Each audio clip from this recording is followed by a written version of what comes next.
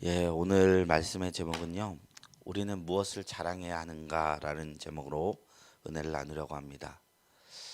한 사람이 어떤 자랑스럽게 여기는 것들에게는 그럴 만한 이유들이 있습니다. 남들이 보기에 좀 아무것도 아닌 것 같을지라도 나에게 의미가 있고 나에게 기쁨이 되는 것들은 사람은 자랑하기 마련입니다. 저희 아내는 저를 자랑합니다. 근데 저는 아무것도 아닙니다. 그런데 아내에게 있어서 저는 의미가 있는 사람이기 때문에 남들에게 자랑을 합니다. 그래서 어떤 사람이 어떤 것을 자랑거리로 여기는지 알면 대략적으로 이 사람이 어떤 가치관을 가지고 있는지 알 수 있습니다. 재물을 자랑할 수도 있고 자녀를 자랑할 수도 있고 외모와 가치관도 학벌도 우리의 자랑이 될 수 있습니다. 그러나 우리는 진짜 자랑을 할 것을 무엇으로 둬야 할까? 사도 바울이 갈라디아서 6장 14절 이하에 말했던 말씀을 생각해 봤으면 좋겠습니다. 바울은 나는 주님이 주신 십자가 말고는 자랑할 것이 없다. 이렇게 말했습니다. 이것을 기억해 봅니다. 그가 가지고 있던 로마 시민권도 자랑치 않았고 유대인 중에 유대인이었던 그의 가문도 그리고 그가 가지고 있던 학벌, 가말리알 문화의 배움도 그에게는 자랑이 아닐 뿐더러 배설물이다 말하였습니다. 그런데 그런 것들은 이제 신앙의 연차가 깊어지고 주님을 사랑한다면 그럴 수 있다고 생각을 해요. 그런데 더 나아가서 주님을 전하는 사역도 그에게는 자랑이 아니었습니다. 그 열매도 사도 바울에게는 자랑하지 않았습니다. 고린도전서 9장 14절에 사도 바울은 이렇게 이야기합니다. 내가 복음을 전할지라도 내게 자랑할 것이 없으니 이는 내가 부득불해야 할 일이기 때문이라. 만일 내가 복음을 전하지 아니하면 정녕 내게 화가 있으리라. 여기서 부득불이라는 말은요, 억지로라는 말입니다. 사도 바울은 그리스도의 종이라는 표현을 자주 사용했던 사람이었습니다. 근데 이 종이란 말이 어떤 추상적이고 귀품 있는 어떤 역설적인 예술적 표현으로 사용한 것이 아니에요. 다 그런 건 아니지만 어떤 목사님은 주의 종이라는 표현을 사용하지만 그 표현을 어떻게 사용하느냐? 나는 사람의 종이 아니야. 하나님의 종이야. 그러니 너네보단 위야. 이런 의미로 사용합니다만 바울이 쓰는 하나님의 종이라는 표현은 부득불이 담겨 있는 의미입니다. 내가 하기 싫은데 주인이 시키니까 억지로 할 수밖에 없는 그런 노예. 그 자체에 대한 표현이었습니다. 그러니 내 사역의 열매, 내 사역의 열심 자랑할 거리가 되지 않는다고 말한 겁니다. 내가 이 상이 없어도 하나님이 시키지 않아도 내가 했다면 이건 자랑인데 하나님이 시켜서 한 것, 이걸 내가 하지 않으면 내게 화가 있으니까 한 것, 부득불한 것이니까 이게 자랑할 것이 없다. 사도 바울이 이런 말을 한 거예요. 저는 이것을 보면서 신앙인으로서 정말 자랑해야 할 것은 오직 하나님밖에 없다라는 말씀을 드리고 싶습니다. 시편 44편 8절을 보면 우리가 종일 하나님을 자랑하였나이다. 우리는 하나님의 이름에 영원히 감사하리다라고 말했습니다. 우리가 하나님 우리에게 주신 복을 자랑하는 것이 아니라 하나님 그 자체를 사랑하고 자랑하게 되시길 주님의 이름으로 축원합니다. 그렇게 되면 우리에게는 더 깊은 영적 깨달음이 있을 줄로 믿습니다. 왜 하나님을 자랑해야 될까요? 하나님이 모든 축복들의 열매들의 근원이기 때문입니다. 복과 화도 그분에게서 나오고요. 귀와 권세도 그분으로부터 나옵니다. 기쁨과 은혜도 그분으로부터 나옵니다. 그 근원을 사모하면 다른 것들은 다 부산물이 될 뿐입니다.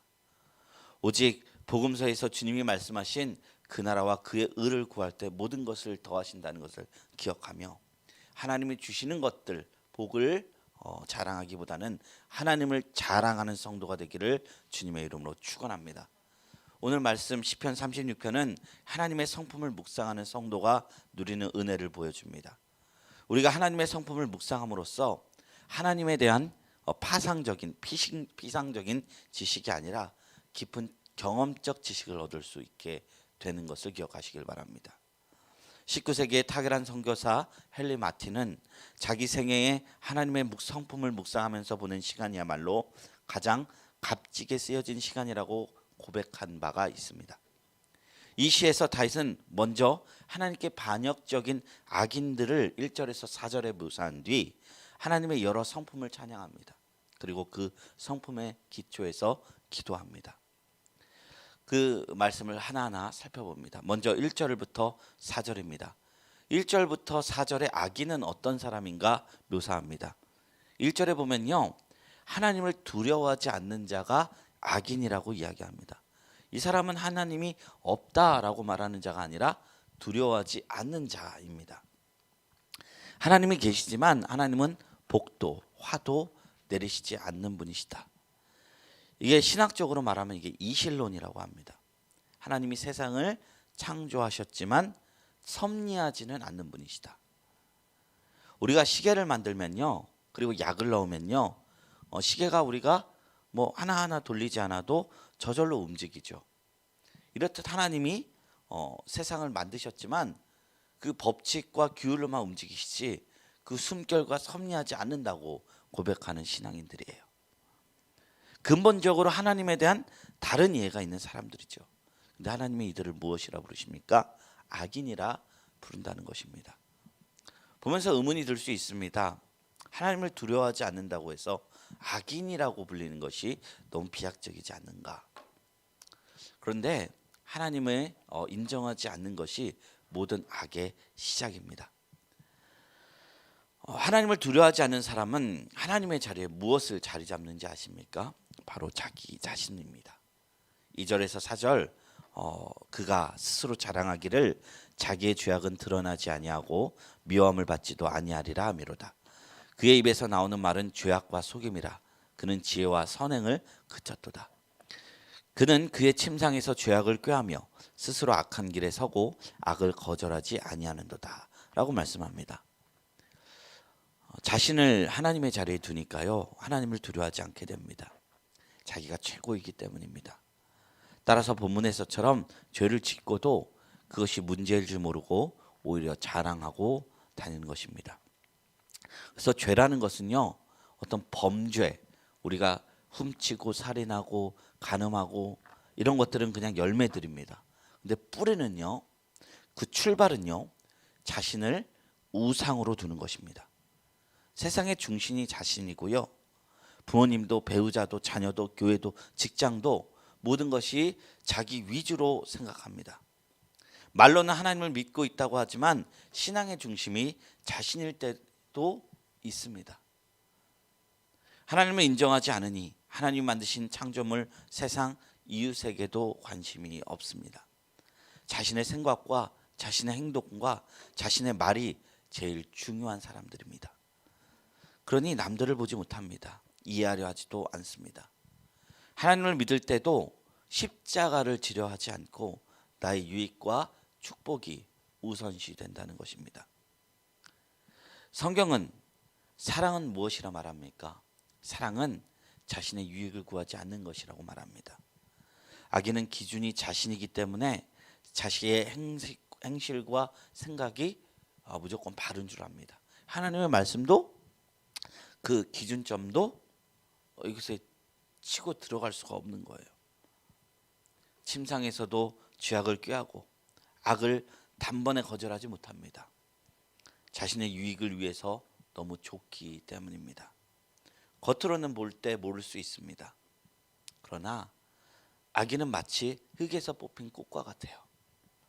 이게 처음에는 그 모습을 유지하고 그 싱싱함을 유지하지만 시간이 지날수록 시들고 썩어가며 멸망의 길로 가게 되지요.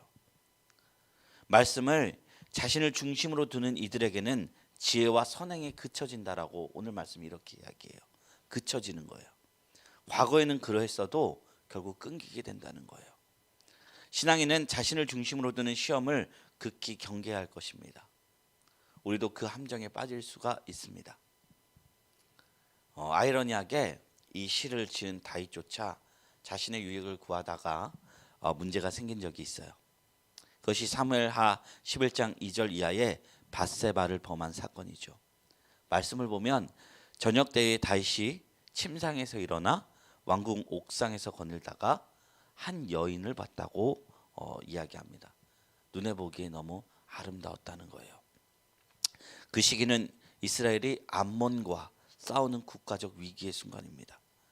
백성들은 나라를 위해서 싸우고 있는데 다윗은 저녁 늦지만치 일어나서 옥상을 어슬렁거린 겁니다. 기도하며 영적으로 상황을 분별해야 하는데 자기중심적인 모습을 나타내는 순간, 하나님 마음에 합한 자라고 여겨졌던 다윗이 무너지는 순간이 되었습니다. 다윗이 바라봐야 할 것은 한 여자가 아니라 자신의 민족을 살리시려는 하나님의 시선과 계획이었습니다. 다윗은 분별 없이 자신이 원하는 대로 게으름을 피고 그리고 여인을 취하는 유익을 택했습니다. 그리고 그 유익을 쫓은 삶의 결말은 한 사람을 죽이는 사건까지 이르게 됩니다. 다시 물론 이것을 회개했지만 이 사건으로 인해서 엄청난 고난을 얻게 되죠. 자신의 아들 압살롬, 얼마나 사랑하는 아들이었는데 그 압살롬이 자신을 거슬려 반역을 해요. 밧세바 할아버지 아히데벨이 도와서 다윗을 궁지에 빠뜨립니다. 백주 대낮에 첩들을 겁탈하고 그의 도주를 예상해 군인들을 보냈습니다. 다윗이 회개했으므로 용서를 받았지만 밧세바의 할아버지를 통해서 하나님의 공의 안에 뿌린 대로 거두게 된 겁니다. 다윗은 이 모든 것을 겪고 자기도 이 악인의 길에 섰던 것을 경험해 본 것을 우리 성도님들한테 나누고 있는 거예요. 종국에 우리가 자랑해야 될 것은 결국 하나님이다. 그렇지 않으면 우리는 악인이 걷는 길, 하나님이 복도 화도 내리지 않는다 하고 나의 유익으로만 쫓아 사는 삶을 걷게 된다는 것입니다. 그래서 그분의 거룩하신 성품을 묵상하기 시작합니다. 그것이 5절부터 9절입니다. 제가 받들어 봉독드립니다. 여호와여, 주의 인자하심이 하늘에 있고 주의 진실하심이 공중에 사무쳤으며 주의 의는 하나님의 산들과 같고 주의 심판은 큰 바다와 같으니이다. 여호와여, 주는 사랑과 짐승을 구하여 주시나이다. 하나님이여, 주의 인자하심이 어찌 그리 보배로우신지요. 사람들이 주의 날개 그늘 아래 피하나이다. 그들이 주의 집에 있는 살찐 것으로 풍족할 것이라. 주께서 주의 복락의 강물을 마시게 하리이다. 진실로 생명의 원친이 주께 있사오니 주의 빛 안에서 우리가 빛을 보리이다. 아멘. 그래서 5절부터 9절 하나님의 성품에 대해서 이야기하고 있어요. 그리고 하나님을 자랑하고 있습니다. 5절에는요, 그리고 7절에는 하나님이 어떤 분이냐? 인자하시고 진실하신 분이시다. 6절에서는 주의 의로우신 분이시다. 그래서 하나님의 심판을 찬양한다. 이렇게 말하고 있어요. 제가 시편 33편을 나눌 때 영화 마더를 설명드리면서 말했죠. 하나님의 사랑은 인자와 의로우심이 동시에 있는 사랑이라고. 어느 하나만 빠져도 이 사랑은 불완전해지고 악해질 수 있는데 하나님은 인자하심과 더불어 공의가 있는 사랑을 우리에게 준다. 동일하게 이번에 말씀하고 있는 거예요. 이 주제를 자세히 하시려면 유튜브에서 시편 33편 설교를 한번 들어보시기 바랍니다. 인자와 그 의로움이 있는 사랑, 이 사랑이 성경에서 그리고 시편에서 반복되는 주제 중 하나입니다. 그리고 8절에는요, 그 주님이 우리에게 주신 기쁨들을 찬양하고 있어요. 그때 8절에 특별히 복락의 강물이라는 표현이 인상 깊습니다. 주님이 우리를 먹이시고 입히시고 더 나아가 최고의 기쁨을 흘러 넘치게 해주시는 분이라는 겁니다. 우리가 먹고 입는다고 우리의 삶이 행복합니까? 사람은요, 먹고 잘 입어도 한 가지 불편함 때문에 불행함을 느끼는 존재예요. 하나님은 먹이시고 입히시고 우리의 기본적인 삶의 모든 것을 채워주실 뿐더러 우리의 마음을 기쁨으로, 복락으로 강물처럼 흘러넘치게 해주신 분이라는 겁니다. 이 강의 비유는 성경에서 여러 곳에 나타나는데 에스겔서 47장에 보면 에스겔의 환상을 봅니다. 근데 무너졌던 성전이 나와요. 성전이 나와요. 그곳에서 물이 흘러넘치는데 처음에는 발목, 다음에는 이제 허리, 그 다음에는 이제 사람이 목까지, 그리고 사람이 건널 수 없는 아주 큰 강이 nem쳐서 성물의 성전에서 물이 흘러나와서 넘쳐 흐르는 그 장면을 보게 됩니다. 하나님의 은혜를 상징하는 것이죠. 창세기 2장에는 에덴 동산에는 흘러 넘치는 큰 강 4개의 근원에 존재한다라고 말합니다. 그 요한복음 4장 15절에는 나를 믿는 자에게는 영생하도록 목마르지 않는 샘물이 주어지겠다고 약속하셨습니다. 우리가 신앙 안에서 하나님께 받는 은혜와 복들은 어떤 많은 물들로 묘사가 되는 거예요. 물이 쏟아부어지면 오물과 먼지, 찌꺼기들이 떨어져 나갑니다. 이 먼지 이렇게 쓴다고 끝나는 게 아니라 물 한번 쫙 붓고 쓰면 깨끗해지죠. 이 복락의 강물은요, 우리의 죄악들을 떨어져 나가게 만듭니다. 내 중심적인 사고에서 하나님을 바라볼 때 이 흘러넘치는 축복의 강물이 넘실거릴 줄로 믿습니다.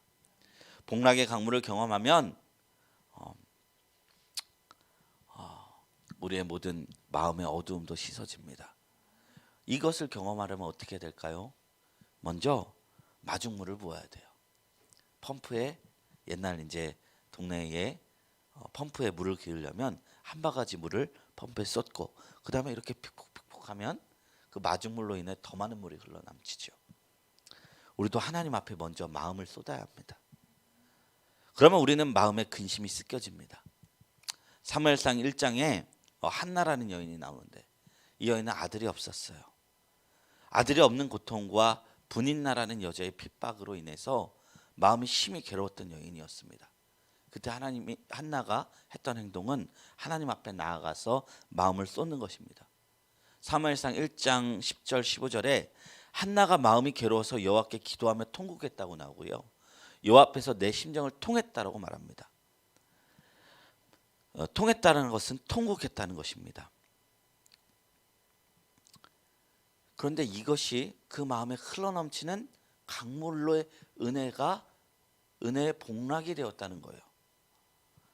가끔 우리가 마음이 답답해서 사람에게 내 마음을 쏟아부으면 공허할 때가 있어요. 시원한 것 같았는데 돌아오니까 괜히 이거 나의 약점이 되고 왜 그런 거 말했지 싶을 때도 있어요. 하지만 하나님께 마음을 쏟아부을 때는 그것은 기도가 됩니다. 하나님께서는 외면치 않으시고 한나의 마음에 큰 복락의 강물을 쏟아부어 주셨습니다. 그러니 한나가 달라집니다. 아직 아기를 가진 것도 아니고 상황과 환경이 바뀐 것도 아닌데 얼굴에 다시는 근심빛이 없더라. 18절에 그런 말씀이 나와요. 마음이 괴롭고 힘들었던 한나는 복락의 강물을 임하고 아기가 없는 괴로움과 분인나의 공격이 극복됩니다. 은혜의 급류로 소멸되었기 때문입니다. 우리도 마찬가지입니다. 하나님께 우리의 마음을 쏟아야 합니다. 간절하게 쏟을 때 주님은 복락의 강물을 부어주실 것입니다. 복락의 강물은 내 손목에 매어있는 쇠사슬, 은혜의 쇠사슬을 깨닫게 하며 삶의 근심과 걱정의 상처들, 낙심과 절망이 강한 은혜의 급류로 소멸시켜 줄 것입니다. 그리고 내 삶의 목적이, 소망이 하나님에게 있음을 깨닫게 해줄 것입니다.